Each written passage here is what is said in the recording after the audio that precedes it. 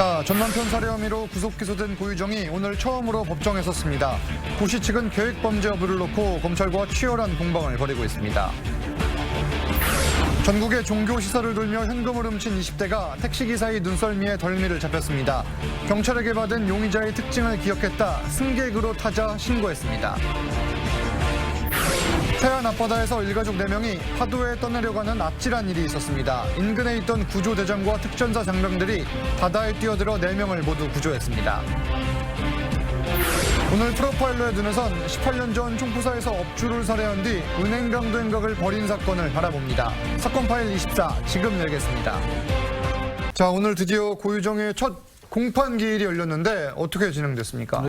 예, 우선 그 고유정 측 변호인은 공소 사실에 대해서 그 살인 혐의와 사체 은닉 부분에서 인정을 했습니다. 그 부분은 일단 인정한 거예요. 그런데 사후에 피해자의 사후에 이제 계획 범죄이냐 또 범행의 동기가 어떻게 되냐 한 부분에 대해서는 공소 사실을 전면 부인을 했습니다. 예. 특히 그 고유정 측 변호인에서는 그 피해자의 전 남편이 그 고유정에게 무리한 성적 요구를 했다. 그것이 범행의 동기가 됐다. 이런 부분을 좀 강조를 했는데요. 예. 이것이 이제 계획 범행이 아니고 그 피해자의 잘못에 대응하기 위한 우발적 범행이었다는 걸 주장하기 위해서 한 주장 같은데 결국 확인되지 않은 전 남편의 사생활을 언급한 것이죠.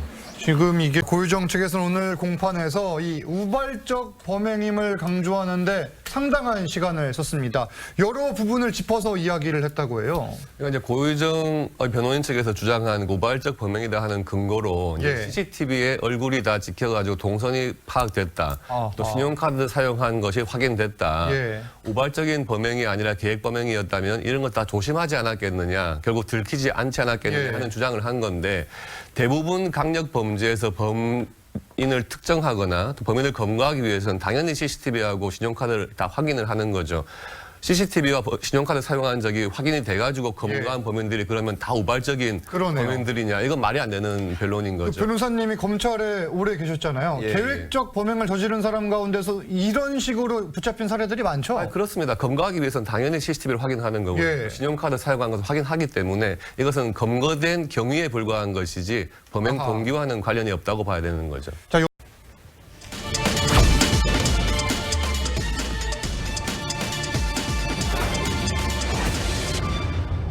맞습니다. 이제 20대 남성이었고요. 조금 전에 이제 그 한 성당에서 절도를 저지른 모습이 CCTV에 잡힌 겁니다. 이 남성이 5월부터 한 7월 초까지 전국 30여 군데 종교시설에서 640만 원가량 금품을 훔친 혐의를 받고 있습니다. 자, 이 사건 특징이 범인 검거에 결정적 역할을 하신 분이 택시기사라고 해요.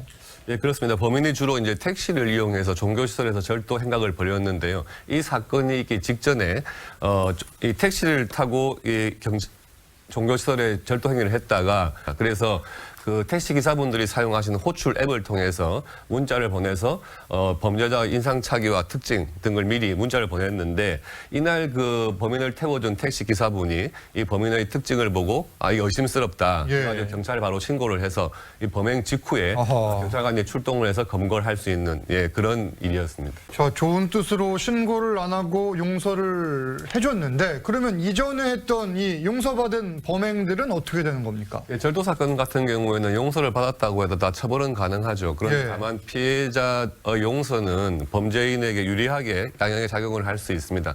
다만 그런 용서를 이용해서 지속적으로 반복적인 범행을 했기 때문에 이번 사건 같은 경우는 그런 용서가 큰 영향을 미치지는 못할 것 같네요. 그리고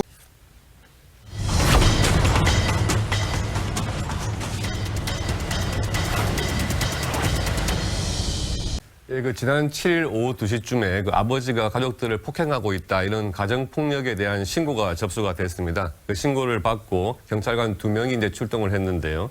그 골목에서 나오는 흰색 차량을 발견했습니다. 마침 그 해당 차량 안에는 그 가족을 폭행하고 있던 아버지, 그러니까 이제 범인이 타고 있었고요.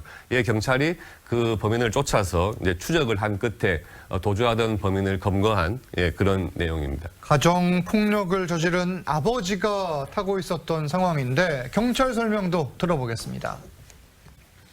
아버지가 동생 때린다 이런 식으로 들어왔습니다. 휴가 나온 본인 형이 피해자를 밖으로 나오라 했거든요. 아무래도 안에 좀 위험하니까 어머니랑 이렇게 동생이랑 좀 때리고 일집했는지 도망을 간 것 같더라고요.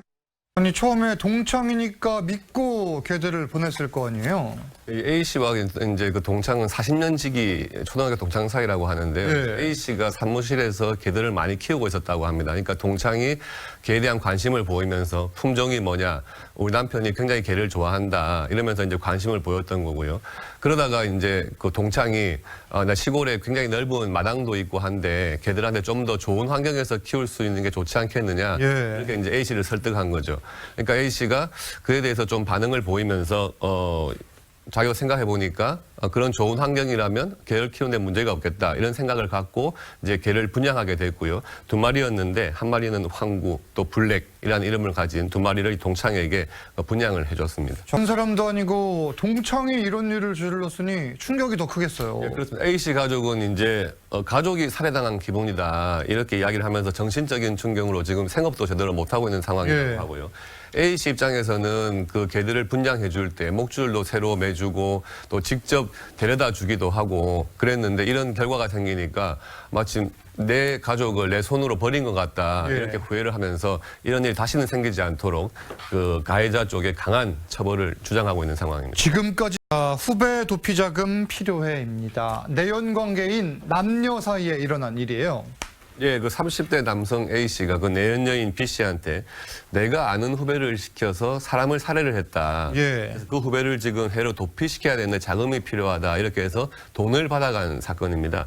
사기 혐의로 결국 A 씨가 재판에 넘겨져서 현재 재판을 받고 있는 중이고요. 아니 그랬습니까? 결국 청부 살인범을 자처했다가 이제 사기 혐의로 재판을 받은 건데요. 예. 재판 결과 징역 1년의 실형이 선고됐습니다.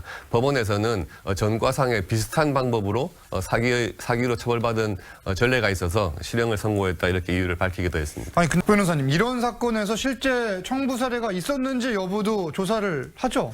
해보긴 하지만 이런 사건 같은 경우는 그 사람의 전과를 보면 예. 비슷한 방법으로 사기를 친 사람이구나 하는 걸 아하. 금방 알 수 있기 때문에 예. 깊게까지 수사를 하진 않죠. 알겠습니다. 자, 운 좋은 가족입니다. 해수욕장으로 피서를 갔던 한 가족의 이야기예요. 구조된 가족들의 상태는 어떻습니까? 예, 그 구조대장 최 씨와 특전사 대원들이 이제 구조한 가족들에게 응급 처치를 했고요. 마침 현장에 있던 군의관이 건강 상태를 확인하고 예. 일 후에 가족들을 인계했습니다. 근처 병원에서 치료를 받은 가족들은 모두 생명에 지장은 없고 그날 오후에 다 퇴원을 했다고 합니다. 한 매체 보도에 따르면 예. 인도에서 판매되는 가격이 이제 B 시리즈 자동차는 한 6천만 원대 정도. 6천만 원이요? 예, 그리고 J4의 자동차는 한 7천에서 한 8천만 원 정도. 그러니까 조금 더 비싼 차량이죠. 그래서 아들이 철없이 더 비싼 차를 사달라 이제 이렇게 한 건데 예. 남성의 아버지는 또 아들의 생일 선물 마련을 위해서 자기가 타고 있던 차량을 팔아서 예. 그것으로 또 이 차를 구입하에 썼다고 합니다. 아이고, 이 아버지 마음도 모르고 궁금한 게 국내에서 이런 식으로 차를 그냥 강물 속이나 바닷속으로 빠뜨린다. 처벌받습니까? 국내에서도 굉장히 발생하기 어려운 사건이 아닌가 싶은데 예. 일단 자기 자신의 소유 차량이기 때문에 형사적인 처벌은 어려울 것 같고요.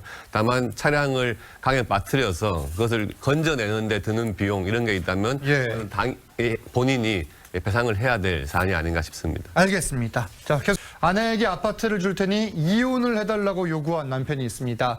그리고 어느 날 아이들을 데려가는데 이 내용 하나씩 알아보겠습니다.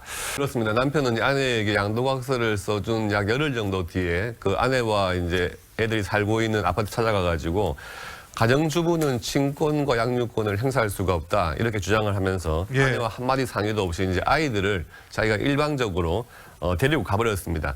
그래서 아내는 남편이 아이들을 마음대로 데려가 보자 당황한 상황에서 예. 아이들을 되찾고 싶은 마음이 커졌죠. 그래서 아내는 아파트 잔금을 다 받은 다음에 협의 이혼을 하자 이런 입장이었고 예. 남편은 당장 이혼을 하자 이렇게 둘이 옥신각신하게 됩니다.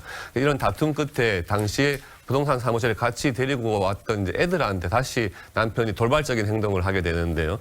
이 아이들을 갑자기 또 자기의 차에 태워가지고 아하. 그냥 가버리려고 하는 상황이 발생하니까 또 처는 예. 그것을 막으려고 몸싸움을 하게 되고 이런 과정에서 이제 서로 간에 폭행까지 이르는 사안입니다. 아니 아이들이 두 사람의 혼인 관계가 일단 파탄에 이르렀다 이런 판단을 했고요. 다만 그 파탄의 책임이 남편에게 있다고 인정을 하고 남편이 처에게 위자료를 지급하라고 판결을 했습니다. 그 메신저 대화를 했던 상대가 예. 누군지는 알 수가 없고 또 실제로 뭐 부정 행위를 했는지 알 수는 없지만 대화 상대방이 누구인지 정확히 해명되지 않은 채 아내에게 일방적으로 이혼을 요구하면서 가출을 했고 또 아이들을 아내와 만나는 것을 막으면서 아내에게 육체적인 정신적인 또 고통을 줬다. 이런 것이 남편의 책임이다. 이렇게 인정을 했고요.